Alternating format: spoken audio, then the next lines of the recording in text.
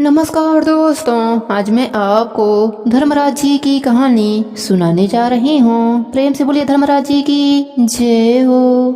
एक बार की बात है, एक नगर में एक राजा रहता था। उसकी दो रानियां थीं। छोटी रानी राजा को अति प्रिय थी क्योंकि वह बहुत सुंदर थी और पैसे वाले घर की थी। बड़ी रानी इतनी सुंदर नहीं थी और साधारण राशि परिवार से थी। एक बार बड़ी रानी राजपुरोहितों के कहने पर धर्मराज जी की कहानी सुनने का नियम लिया। महल में एक ब्राह्मणी आकर बड़ी रानी को धर्मराज जी की कहानी सुनाने लगी। जब छोटी रानी को पता चला तो उन्होंने भी देखकर दासी से कहा कि ब्राह्मणी से कहना कि कल से धर्मराज जी की कहानी पहले मुझे सुनाकर ही बाद में बड़ी रानी को सुनाया करे। ब्राह्मणी ने ऐसा ही किया। पहले छोटी रानी को धर्मराज जी की कहानी सुनाती। छोटी रानी ब्राह्मणी को दक्षिणा में 5 सोने की मुद्राएं देती।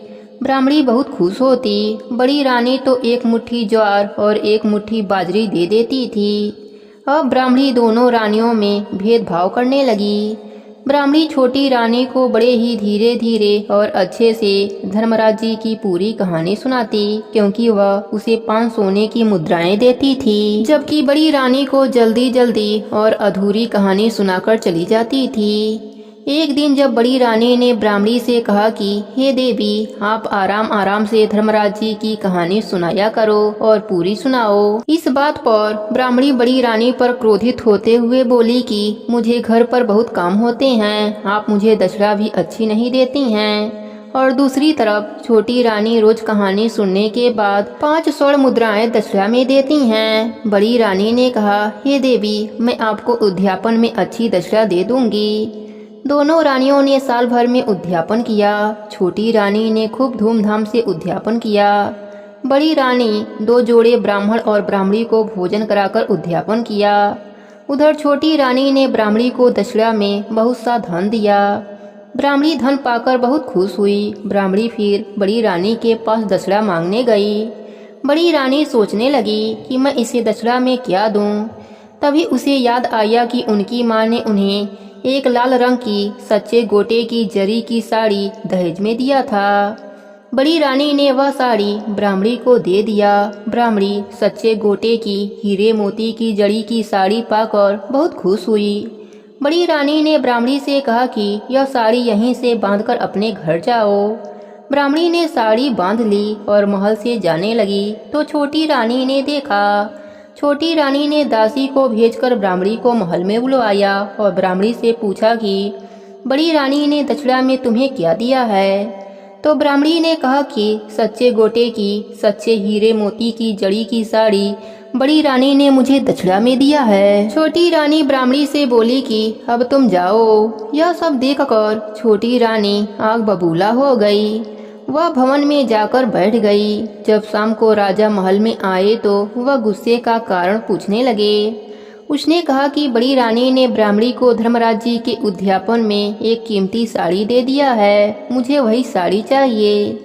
राजा ने कहा कि हे रानी, वह साड़ी तो उनके मायके वालों ने उन्हें दिया था। छोटी रानी ने जीत पकड़ ली। राजा बड़ी रानी के पास गया तो बड़ी रानी राजा को देखकर बहुत प्रसन्न हुई और कई वर्षों से राजा उनके महल में नहीं आते थे। बड़ी रानी ने उनका स्वागत किया, उनके चरण धोकर पिए। राजा ने कहा कि रानी, जो तूने साड़ी ब्राह्मणी को दक्षिणा में दिया था वह वापस मांग लो।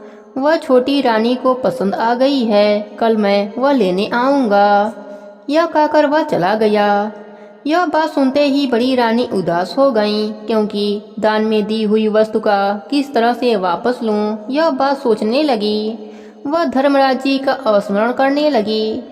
स्मरण करते करते रात हो गई। रात के सपने में धर्मराज जी आए और रानी से उदासी का कारण पूछा तो रानी ने सारी बात बता दी।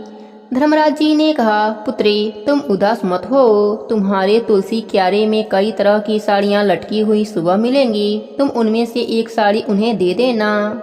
जब सुबह रानी उठी तो उसने तुलसी क्यारे को देखा तो वहाँ बहुत सी साड़ियाँ लटक रही थीं। सच्चे गोटे हीरे मोती से जड़ी की साड़ियाँ लटक रही थीं। यह सब देखकर बड़ी रानी ने धर्मराज जी को प्रणाम किया।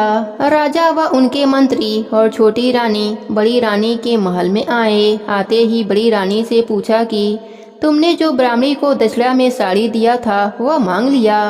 तब बड़ी रानी राजा, मंत्री और छोटी रानी को तुलसी क्यारी के पास ले गई और बोली, महाराज, जो भी आपको इनमें से साड़ी चाहिए वह आप छोटी रानी के लिए ले लीजिए।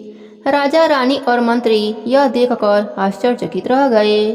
राजा ने पूछा, रानी, यह सब कैसे हुआ? तब बड़ी रानी सारी बात राजा को बताया। राजा को अपनी गलती का एहसास हुआ और उसने बड़ी रानी से माफ़ी मांगी और छोटी रानी ने भी बड़ी रानी को गले से लगा लिया और अपने किए की माफ़ी मांगी। फिर राजा ने दोनों रानियों को अपने साथ रख लिया। धर्मराज जी के कहानी का नित्य नियम निभाने से दोनों रानियों को इहलोक और अंत में स्वर्गलोक का सुख मिला। हे धर्मराज जी, जैसे आपने रानी पर अपनी कृपा करी वैसे ही अपने सभी भक्तों पर अपनी कृपा बनाए रखना। कहानी अधूरी हो तो पूरी करना, पूरी हो तो मान रखना। प्रेम से बोले धर्मराज जी की जय हो। बहुत पुरानी बात है। एक गांव में एक साहूकार रहता था। उसके 7 पुत्र और एक पुत्री थी। पुत्री सबसे छोटी थी। 7 पुत्रों के बाद वह पैदा हुई थी। इस कारण घर में उसका लाड प्यार ज्यादा था। साहूकार ने 7 पुत्रों के विवाह के बाद बेटी का विवाह बड़े धूमधाम से कर दिया। पर 1 वर्ष बीतने के बाद बेटी के पति का देहांत हो गया। उसके ससुराल वाले उसको घर से निकाल दिए। बेटी अपने ससुराल से अपने माता पिता के पास आ गई। साहूकार ने अपने जायदाद का 8 बराबर हिस्सा में बांटा और 7 पुत्रों और अपने पुत्री को दे दिया। जब तक साहूकार साहूकारनी जीवित थे तब तक बेटी का मान बहुत होता, परंतु जब उनकी मृत्यु हो गई तो बेटे बहुओं ने बेटी से मुंह मोड़ लिया। बेटी का नाम सुमन था। वह सबसे अलग रहने लगी। बेटी अपने माता पिता के तरह ही बड़ा ही धार्मिक प्रवृत्ति की थी। वह रोज एक ब्राह्मण जिमाती, चिड़ियों को दाना डालती, तुलसी सींचती। उसके पास एक गाय भी थी। वह गाय माता की सेवा करती, पूजा करती, फिर जाकर भोजन करती थी। ऐसे ही उसका दिन व्यतीत हो रहा था। एक बार मौसम खराब हो गया, जिसके कारण न उसके आंगन में कोई चिड़िया आई और न ही कोई ब्राह्मण आया। ऐसे ही वह भूखी प्यासी 5 दिनों तक रह गई। भगवान विष्णु और लक्ष्मी माता को उस पर बड़ा ही दया आई। वह दोनों नारद मुनि को बुलाकर कहा कि हम दोनों हंस बनकर उसके घर दाना चुगने जा रहे हैं और आप ब्राह्मण बनकर उसके घर जाकर कुछ ग्रहण कर लीजिए ताकि वह भी भोजन कर ले। इस प्रकार विष्णु भगवान लक्ष्मी माता के साथ उसके आंगन में हंस बनकर आ गए। बेटी सुमन अपने घर के आंगन में 2 हंसों को देखकर बड़ा ही खुश हुई और अंदर से दाना लाकर डाला। तब हंस बोले, सुमन, क्या तुम्हें पता नहीं, हंस कभी दाना नहीं चुगते, हंस तो मोती चुगते हैं। बेटी सुमन बड़ा ही समझदार थी। वह अपने घर का कागज सोनार के पास गिरवी रखकर उसके मोती लिए और आंगन में आकर हंसों को मोती डाला। हंस मोती चुगकर उड़ गए। नारद जी ब्राह्मण का भेष धरकर आए। सुमन ने उनको फलाहार से जिमाया। वह भी जिम कर चले गए। फिर सुमन अपना भोजन किया। वह सोने जा रही थी, तब उसने देखा कि आंगन में 2 मोती चमक रहे हैं। उसने उन दोनों मोतियों को उठाया। एक मोती को तुलसी की मिट्टी में दबा दिया और एक मोती को गाय के सींग पर चढ़ा दिया। सुबह जब सुमन उठी तो उसने देखा उसके तुलसी के पौधे में मोतियों का भंडार लगा है। वह बहुत ही खुश हुई। जब वह गाय के पास गई तो गाय के भी सींग पर, खूर पर और गले में मोतियों की लड़ी लटक रही थी। वह खुशी खुशी सुनार के दिए गए मोतियों के 4 गुना मोती लाकर सुनार को वापस देकर अपने घर का कागज लेकर आई।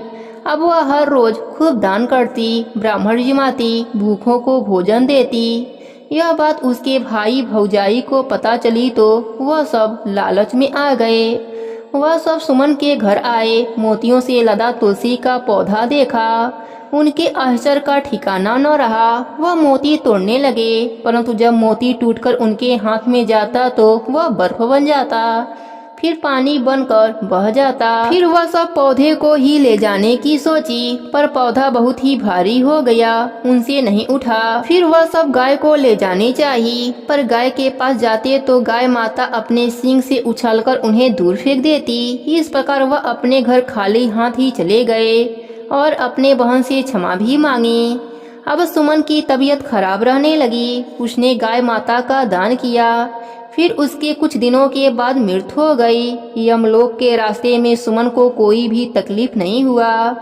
जब बैतरणी नदी आई तो सुमन ने गाय का ध्यान किया। गाय माता ने उसको नदी पार करा दिया। जब निर्जन पहाड़ आया तो उसने अन्य जल का ध्यान किया और वह उसके पास आ जाते थे। इस तरह वह धर्मनगरी पहुंच गई। धर्मराज जी ने कहा, चित्रगुप्त जी, सुमन का लेखा जोखा देखकर इसको स्वर्गलोक भेज दीजिए। चित्रगुप्त जी ने सुमन का लेखा जोखा देखा। चित्रगुप्त जी ने कहा, सुमन अपने जीवन में बहुत ही धर्म कर्म किया है, परंतु इसके लिए स्वर्गलोक का दरवाजा बंद है। सुमन ने हाथ जोड़कर कहा, प्रभु ऐसा क्यों? क्या मुझसे कोई चूक हो गई है? कृपया करके विस्तार से बताइए।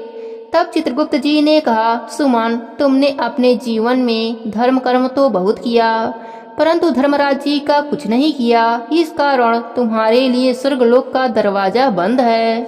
सुमन ने कहा, प्रभु मुझे नहीं पता था धर्मराज जी के व्रत नियम के बारे में, कृपया करके मुझे विस्तार से बताइए। फिर चित्रगुप्त जी ने धर्मराज जी के व्रत को बताया कि धर्मराज जी के व्रत और कथा का नियम कोई 1 वर्ष तक लेता है, कोई 6 महीने लेता है, कोई 3 महीने लेता है, कोई 7 दिन लेता है।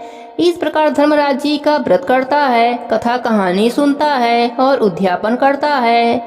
इससे स्वर्गलोक का दरवाजा खुल जाता है। सुमन हाथ जोड़कर विनती करने लगी कि मुझे 7 दिनों के लिए धरती पर जाने दीजिए। चित्रगुप्त जी ने उसके अच्छे कर्म देखकर सुमन को 7 दिन का जीवन दान दे दिया। इधर सुमन के भाइयों ने सुमन के मृत्यु शरीर को अंतिम संस्कार करने की तैयारी कर रहे थे। तब तक उसके शरीर में हलचल होने लगी। सभी डर गए। सुमन उठकर बोली, आप डरो मत, मैं भूत नहीं हूँ। मुझे 7 दिनों के लिए जीवन दान मिला है धर्मराज जी का व्रत करने और कथा कहानी सुनने के लिए, जिससे मुझे स्वर्गलोक का वास मिलेगा। फिर सुमन के भाइयों ने कहा, बहन तुम मेरे साथ मेरे घर चलो, मैं वहाँ पर तुम्हारा सारा पूजा करने का इंतजाम कर दूंगा। पर सुमन ने मना कर दिया। उसने कहा, मैं जिस घर में रहती थी वहीं पर जाऊंगी। फिर सुमन अपने पुराने घर में आई। धर्मराज जी का व्रत किया, कथा कहानी सुनी और 7 दिन के बाद उद्यापन किया। 7 दिन बाद स्वर्गलोक से विमान आया।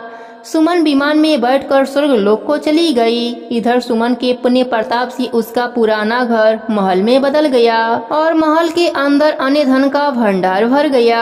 उसके भाई भाभीियों ने उस नए महल में आकर सब एक साथ आनंद के साथ रहने लगे। इस कहानी का पुण्य सबको मिले, कहानी कहने वाले को, सुनने वाले को और हुंकारा भरने वाले को भी। हे धर्मराज जी, जैसी कृपा आपने सुमन पर करी वैसी ही कृपा अपने सभी भक्तों पर करना। सबको स्वर्गलोक का सुख देना। कहानी अधूरी हो तो पूरी करना, पूरी हो तो मान रखना। सबके व्रत को पूर्ण कर देना। प्रेम से बोले धर्मराज जी की जय हो।